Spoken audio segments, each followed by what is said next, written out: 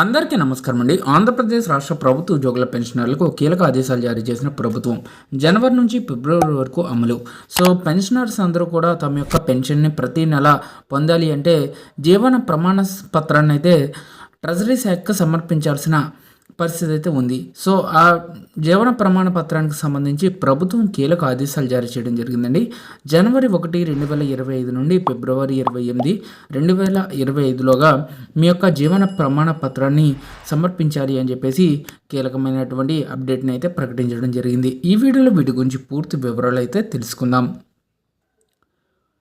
ఆంధ్రప్రదేశ్ రాష్ట్ర ప్రభుత్వ ఉద్యోగ పెన్షనర్లు తమ యొక్క లైఫ్ సర్టిఫికేట్స్ను జనవరి 2025 1వ తేదీ నుండి ఫిబ్రవరి 2025 28వ తేదీ వరకు మాత్రమే ఆన్లైన్ ద్వారా సిఎఫ్ఎంఎస్లో పెన్షన్ సొంత లాగిన్ ద్వారా ఎన్ఐసి జీవన ప్రమాణ ద్వారాలో కానీ సబ్మిట్ చేయవచ్చని పేర్కొనడం జరిగింది.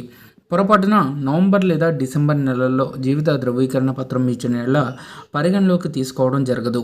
సో ఇలా ముందుగా లైఫ్ సర్టిఫికేట్ ఇచ్చిన వారు మరలా జనవరి లేదా ఫిబ్రవరి నెలల్లో ఖచ్చితంగా ఇవ్వవలసి ఉంటుంది.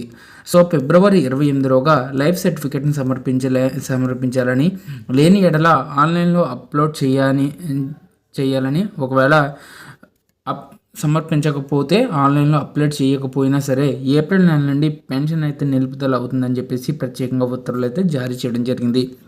సో ప్రతి సంవత్సరం యాక్చువల్గా నవంబర్ లేదా డిసెంబర్లో జీవన ప్రమాణ పత్రాన్ని సమర్పించాల్సి అయితే ఉందండి. ప్రభుత్వం తాజాగా జనవరి లేదా ఫిబ్రవరిలో సమర్పించాలని చెప్పేసి క్లియర్గా ఆదేశాలు మెన్షన్ చేయడం జరిగింది. ఎవరైనా నవంబర్ లేదా డిసెంబర్లో జీవన ప్రమాణ పత్రాన్ని సమర్పించిన వారు కూడా జనవరి ఫిబ్రవరి నెలలో ఏదో ఒక నెలలో ఖచ్చితంగా మీ యొక్క అప్లికేషన్ని జీవన ప్రమాణ పత్రాన్ని ఖచ్చితంగా మళ్ళీ సబ్మిట్ చేయాల్సి అయితే ఉందండి. సో ఆన్లైన్లో కానీ ఆఫ్లైన్లో కానీ ఇవ్వవలసి ఉంది. ఒకవేళ ఈ జీవన ప్రమాణ పత్రాన్ని ఇవ్వకపోతే ఏప్రిల్ నెల నుంచి మీ యొక్క పెన్షన్ అయితే నిలుపుదల చేయడం జరుగుతుంది.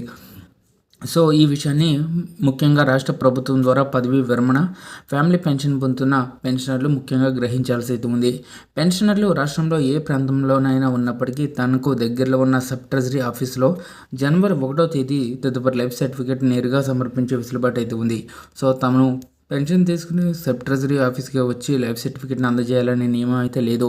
మీరు ఆంధ్రప్రదేశ్ రాష్ట్రంలో ఎక్కడైనా సరే దగ్గరలోని సబ్ ట్రెజరీ ఆఫీస్కి వెళ్ళి మీ యొక్క జీవన ప్రమాణ పత్రాన్ని లైఫ్ సర్టిఫికేట్ని అయితే అందజేయవచ్చండి.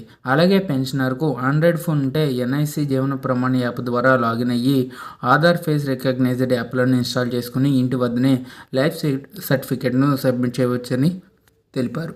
సో ఇదండి వాళ్ళ ఎంప్లాయీస్ సంబంధించి వచ్చిన updates. For more updates subscribe to our channel. Thank you.